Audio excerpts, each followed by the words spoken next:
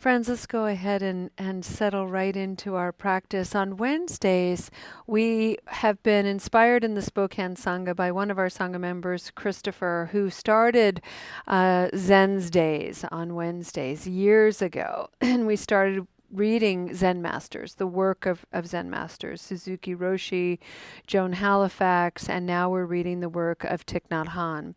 And this particular book that we're reading is titled Go Slowly, Breathe, and Smile. And these are the sayings of Thich Nhat Hanh coupled with some art by an artist named Roshane Ray.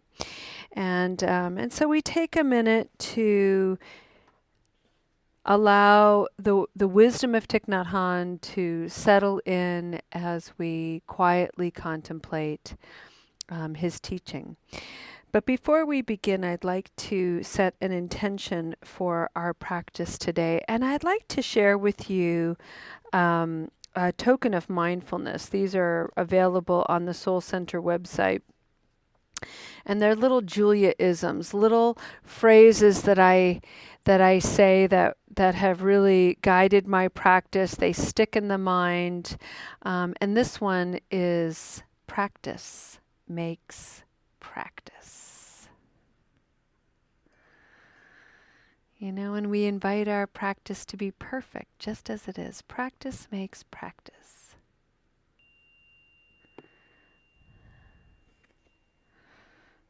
And we keep practicing. All right. So turn your gaze inward. And let's call forward the foundations of sati, of mindfulness, as a way of framing our practice today to keep us solid, clear-headed, joyful. Check in with your body and check in lightly. See how your body's feeling today. Notice any tension. Notice any ease.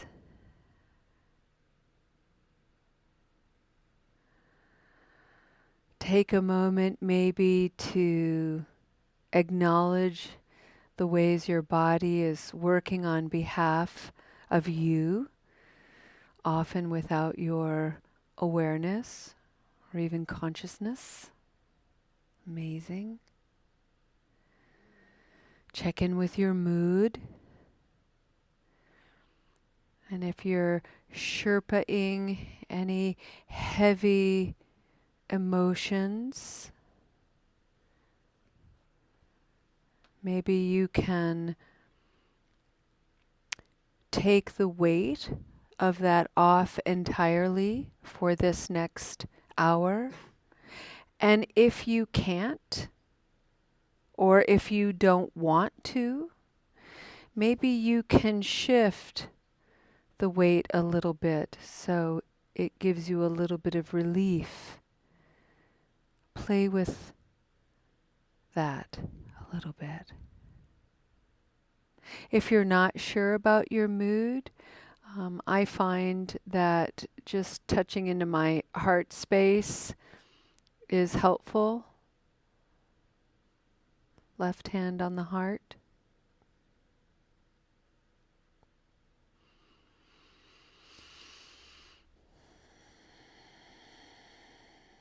Take a moment and check in with your mind and the thoughts that are stirring.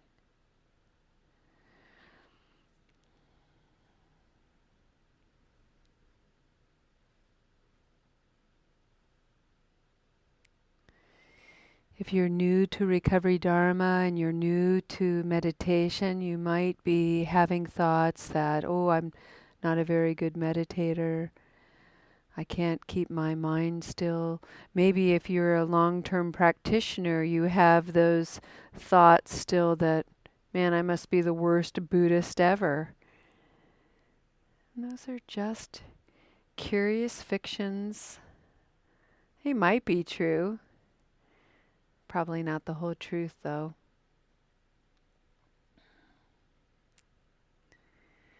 And then finally, the fourth foundation of mindfulness is our perceptions and I like to put that in the context of the stories I tell.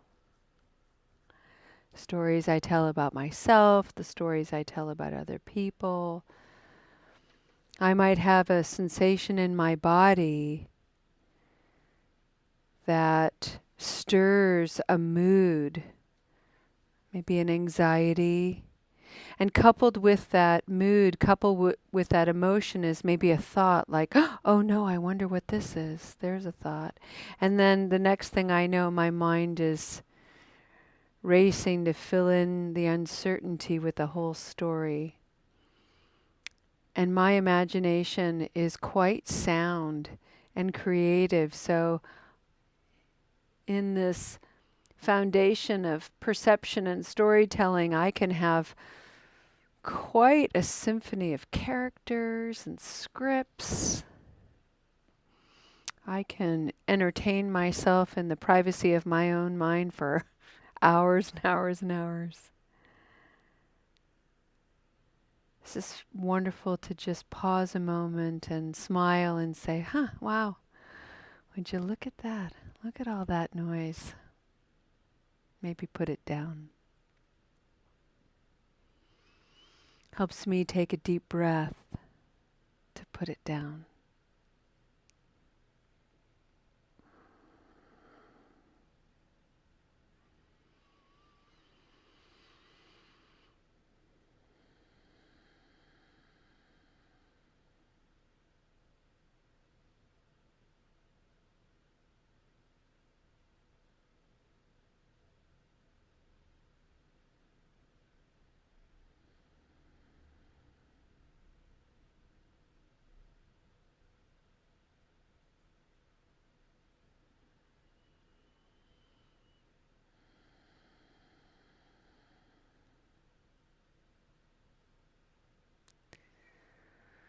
Friends, I'd like to take this moment to acknowledge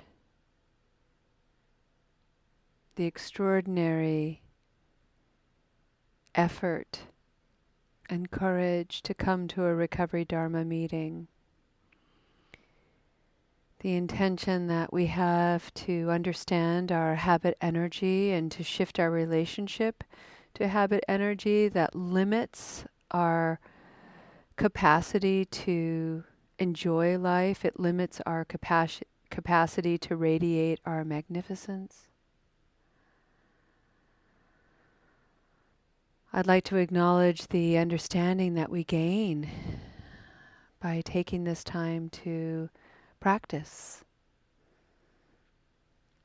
And the practice requires that we engage in some action and some effort, some mindfulness and concentration. One of the things we do here as a real devotion is the cultivation of wise speech. The tone we use, the words we use,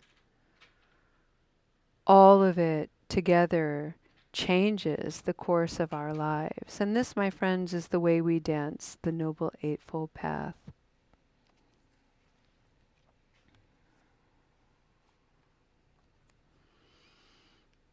This is one of my favorite teachings from Thich Nhat Hanh. It's a very simple question. He invites us to ask, how may I best love you?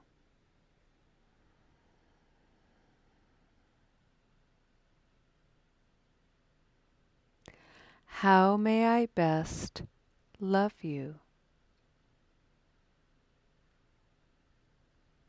Now, friends, we can take that question and externalize it toward a loved one, a friend, a Kalyana Mitra, a wise friend, a Sangha member, even a stranger. But we can also internalize this question and ask it from the perspective of an observer, observing ourselves. I can be the observer of me, and I can ask of myself, hey, psst, Julia, how can I best love you?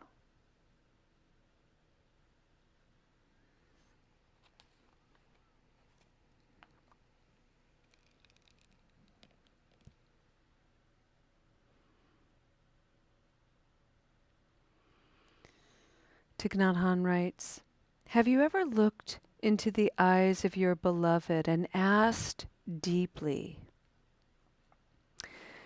who are you who takes my suffering as your suffering, my happiness as your happiness, my life as your life? My love, why aren't you a dewdrop, a butterfly, a bird, or a pine tree? You need to ask and answer these questions with your whole heart, your whole being.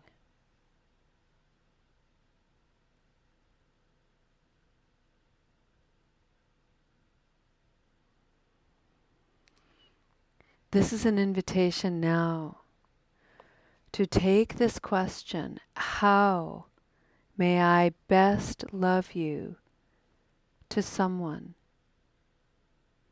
Bring forward someone in your life.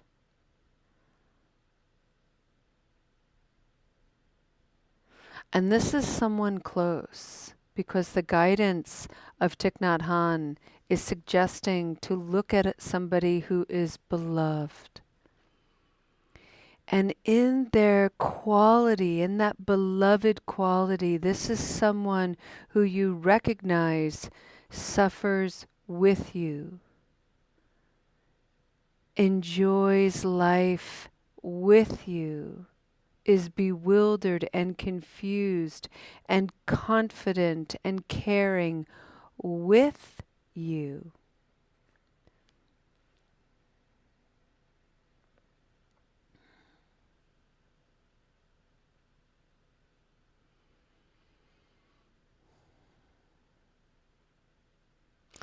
And then he takes us into a real zen-y place. And he looks at the beloved. He invites us to look at our beloved. And of all the things this being could be, a dewdrop, a butterfly, a pine tree, right now it is a beloved other human being, or maybe a beloved pet.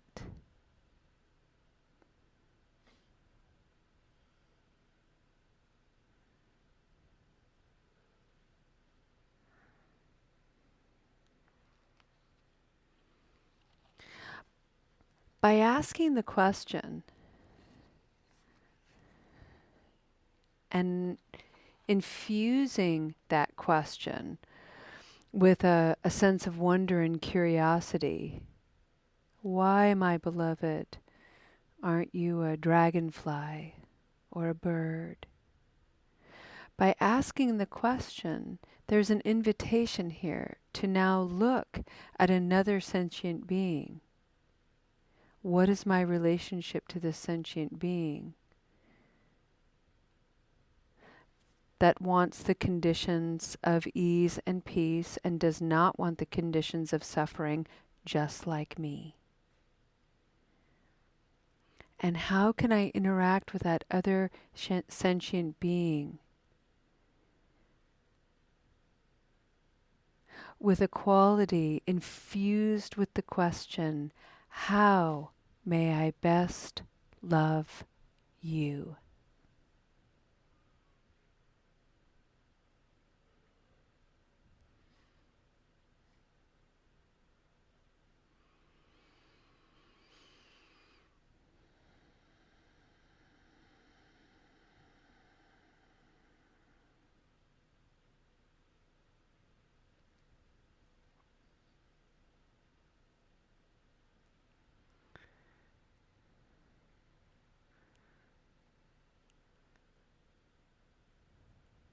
allow your mind a joyful wander in the beauty of this question.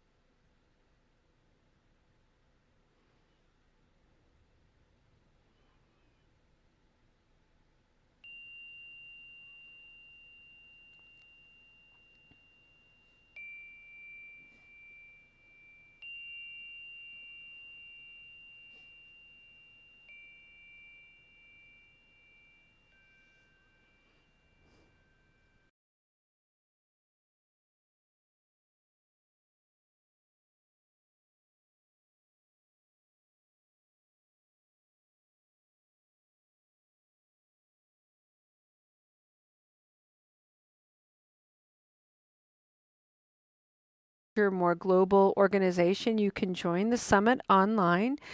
It is a wonderful opportunity to practice with people from all over, and you can still register to go to Portland if you want to as well. So with that, friends, let's go ahead and end our practice today with a dedication of merit.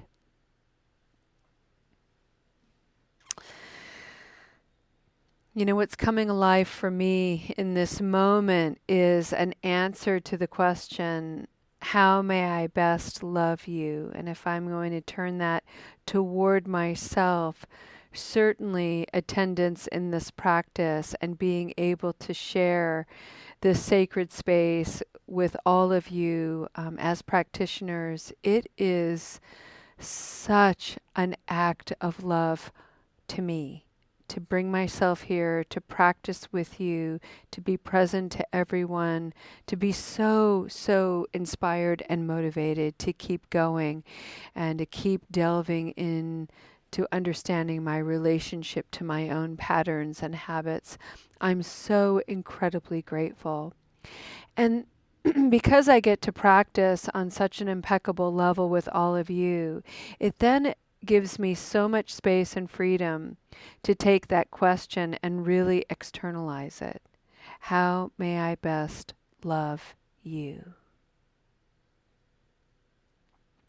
Thich Nhat Hanh's gift and legacy was his ability to illustrate interconnectedness.